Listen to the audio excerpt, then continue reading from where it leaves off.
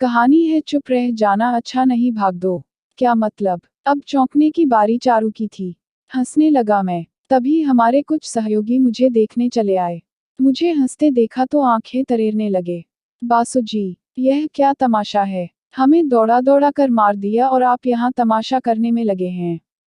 इनके परिवार का पता है क्या आपके पास? कृपया मुझे दीजिए, मैं इनकी पत्नी को बुला लेना चाहती हूँ। ऐसी हालत में उनका यहाँ होना बहुत जरूरी है।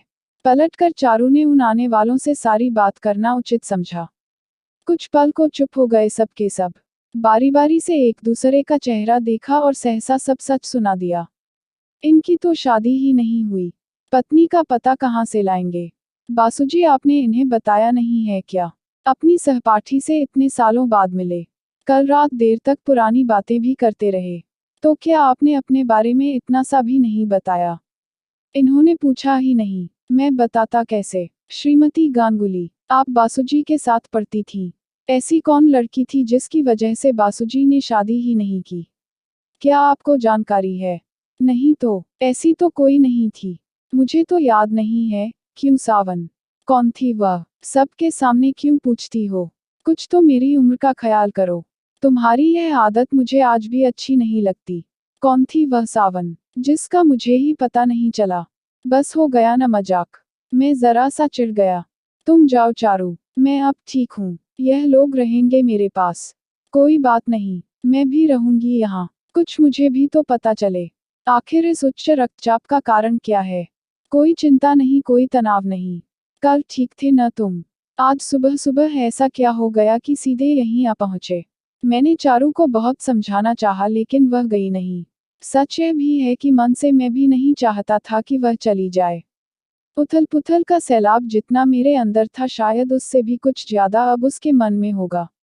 सब चले गए तो हम दोनों रह गए। वार्ड बॉय मेरा खाना दे गया तो उसे चारू ने मेरे सामने परोस दिया।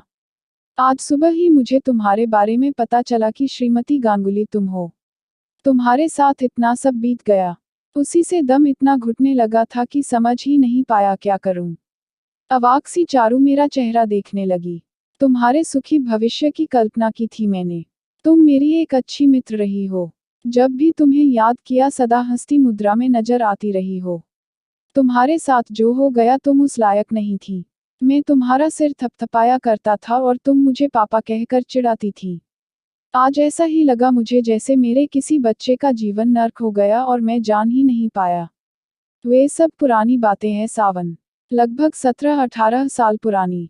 इतनी पुरानी कि अब उनका मुझ पर कोई असर नहीं होता तो तुमने उन्हें अपने दिल पर क्यों ले लिया? वह इंसान मेरे लायक नहीं था, इसीलिए वहीं चला गया जहां उसकी जगह थी। उबला दलिया अपने हाथों से खिलाते खिलाते गर्दन टेढ़ी कर चारू हंस दी। तुम छोटे बच्चे हो क्या सावन, जो इतनी सी बात पर इतने परेशान हो गए?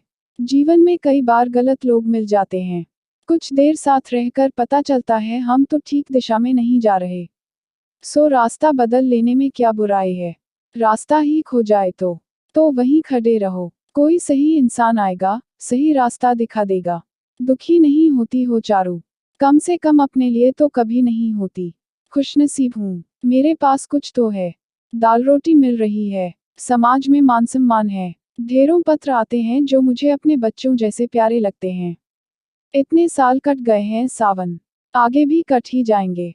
जो होगा देख लेंगे। बस चारू, और खाया नहीं जाएगा। पतला दलिया मेरे गले में सूखे कौर जैसा अटकने लगा था।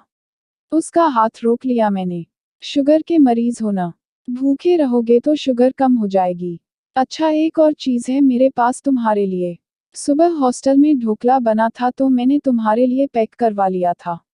सोचा क्या पता आज फिर से सेमिनार लंबा खींच जाए और तुम भूख से परेशान होकर कुछ खाने को बाहर भागो। मेरी इतनी चिंता रही तुम्हें, अब अपना है कौन जिसकी चिंता करूं। कल बरसों बाद अपना नाम तुम्हारे होठों से सुना तो ऐसा लगा जैसे कोई आज भी ऐसा है जो मुझे नाम से पुकार सकता है। कोई आज भी ऐसा है जो बिना किसी बनावट के बात शुरू भी कर सकता है और समाप्त भी। बहुत चैन मिला था कल तुमसे मिलकर। सुबह नाश्ते में भी तुम्हारा ख्याल आया। चारू रो पड़ी थी। मेरा प्याला तो पहले ही छलकने के कगार पर था। सच ही तो कह रही है चारू, अब अपना है ही कौन जो चिंता करे। मेरी चिंता करने वाले मेरे माँ बाप भी अब नहीं हैं और शायद चारू के भी अब इस संसार में नहीं होंगे। देर तक एक दूसरे के सामने बैठे हम अपने बीते कल और अकेले आज पर आंसू बहाते रहे। न उसने मुझे चुप कराना चाहा और न मैंने ही उसे रोका। काफी समय बीत गया। जब लगा मन हल्का हो गया तब हाथ उठाकर चारू का सिर थपथपा दिया मैंने। बस करो, अब और कितना रोओगी? रोते रोते हंस पड़ी चारू। आंखें पूंछ अपना पर्स खोला और मेरे लिए लाया ढोकला मुझे दिखाया। जरा सा चखना चाहोगे? मूंग का स्वाद अच्छा हो जाएगा। लगा बरसों पीछे लौट गया हूँ। आज भी हम जवान ही हैं। जब आंखों में हजारों लाखों सपने थे।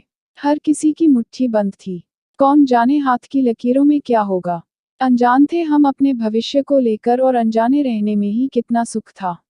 आज सब कुछ सामने है। कुछ भी ढका छिपा नहीं। पीछे लौट जाना चाहते हैं हम। मन नहीं हो रहा चारू। भूख भी नहीं लग रही। तो सो जाओ। रात के 9 बज गए हैं। तुम हॉस्टल चली जाती तो आराम से सो पाती। यहाँ क्या परेशानी है मुझे? पुराना साथी सामने है। पुरानी यादों का अपना ही मजा है। तुम क्या जानो, मैं कैसे न जानूं। सारी समझदारी क्या आज भी तुम्हारी जेब में है? मेरे शब्दों पर पुनः चौंक उठी चारू। मुझे ठीक से लेटा कर मुझ पर लिहाफ उड़ाते उड़ाते उसके हाथ रुक गए। झगड़ा करना चाहते हो क्या? इसमें नया क्या है? बरसों पहले जब हम अलग हुए थे तब भी तो एक झगड़ा हुआ था ना हमारे बीच। याद है मुझे। तो क्या आज हार जीत का निर्णय करना चाहते हो? हाँ, आखिर मैं एक पुरुष हूँ। जाहिर सी बात है जीतना तो चाहूंगा ही। मैं हार मानती हूँ। तुम जीत गए। चारू मेरी बात सुनो। सामने बेंच की ओर बढ़ती चारू का हाथ पकड़ लिया मैंने। पहली बार ऐसा प्रयास किया है मैंने और मेरा यह प्रयास एक अधिकार से ओतप्रोत है। मेरे पास बैठो यहाँ। एक उलझन उभर आई है चारू की आंखों में। शायद मेरा यह प्रयास मेरी अधिकार सीमा में नहीं आता। सबके सामने तो तुम पूछती हो कि मेरा परिवार कहाँ है, मेरी पत्नी कहाँ है, अगर शादी नहीं की तो क्यों नहीं की, अकेले में क्यों नहीं पूछती। अभी हम अकेले हैं ना। पूछो मुझसे कि मैं किसकी चाह में अकेला रहा सारी उम्र। मेरे हाथ से अपना हाथ नहीं छुड़ाया चारू ने। मेरी बगल में चुपचाप बैठ गई। बरसों पहले भी मैं तुमसे हारना नहीं चाहता था। तब भी मेरे जीतने का मतलब अलग होता था और आज भी अलग है। तुम्हें हरा कर जीतना मैंने कभी नहीं चाहा। तब भी जब तुम सही प्रमाणित हो जाती थी तो मुझे खुशी होती थी। और आज भी तुम्हारी ही जीत में मेरी जीत है। चारू तुम्हारे सुख की कामना में ही मेरा पूरा जीवन चला गया और आज पता चला मेरा चुप रह जाना किसी भी काम नहीं आया। मेरा तो जीना मरना सब बस यूं ही। देखो चारू, जो हो गया उसमें तुम्हारा कोई दोष नहीं। वही हुआ जो होना था। स्वयं पर गुस्सा आ रहा है मुझे। जिसकी चाह में अकेला रहा सारी उम्र, कम से कम कभी उसका हाल तो पूछ लेता। तुम जैसी किसी को खोज खोज कर थक गया तो खोज समाप्त कर दी। तुम जैसी भला कोई और हो भी कैसे सकती थी। सच तो यह है कि तुम्हारी जगह कोई और न ले सकती थी और न ही मैंने वह जगह किसी को दी। दबदबाए आंखों से चारू मुझे देखती रही। मेरे दिल पर इसी सत्य ने प्रहार किया है कि मेरा चुप रह जाना आखिर किसके काम आया। न तुम्हारे न ही मेरे। एक घर जो कभी बस सकता था, बस ही नहीं पाया। किसी का भी भला नहीं हुआ। खाली हाथ तुम भी हो और मैं भी। कल से तुम्हें महसूस कर रही हूँ मैं सावन। 50 के आसपास तो मैं भी पहुंच चुकी हूँ। तुम जानते हो ना मेरी छठी इंद्री की सूचना कभी गलत नहीं होती। जिस इंसान से मेरी शादी हुई थी वह कभी मुझे अपना सा नहीं लगा था। और सच में वह मेरा कभी था भी नहीं। उसके बाद हिम्मत ही नहीं हुई किसी पर भरोसा कर पाऊं। क्या मुझ पर भी भरोसा नहीं कर पाओगी? तुम तो सदा से अपने ही थे सावन। पराये कभी लगे ही नहीं थे। आज इतने सालों बाद भी लगता नहीं कि इतना समय बीत गया। तुम पर भरोसा है तभी तो पास बैठी हूँ। अच्छा मैं पूछती हूँ तुमसे, सावन तुमने शादी क्यों नहीं की? मत पूछना, क्योंकि अपनी बर्बादी का सारा जिम्मा मैं तुम्ही पर डाल दूंगा जो शायद तुम्हें बुरा लगेगा। तुम्हारे बाद रास्ता ही खो गया। वहीं खड़ा रहा मैं, दाएं बाएं कभी नहीं देखा। तनमन से वैसा ही हूँ जैसा तुमने छोड़ा था। तनमन से मैं तो वैसी नहीं हूँ ना। 2 संतानें मेरे गर्भ में आई और चली गईं। पहले उन्हीं को याद करके दुखी हो लेती थी फिर सोचा पागल हूँ क्या मैं। जिंदा पति किसी बदनाम औरत का हाथ पकड़ गंदगी में समा गया। उसे नहीं बचा पाई तो उन बच्चों का क्या रोना जिन्हें कभी न देखा न सुना। कभी कभी तो लगता है पत्थर बन गई हूँ जिस पर सुख दुख का कोई असर नहीं होता। असर होता है, असर कैसे नहीं होता। और इसी के साथ मैंने चारू को अपने पास खींच लिया। फिर स्नेह से उसका माथा सहलाकर सिर थपथपा दिया। असर होता है तुम पर चारू। समय की मार से हम समझदार हो गए हैं।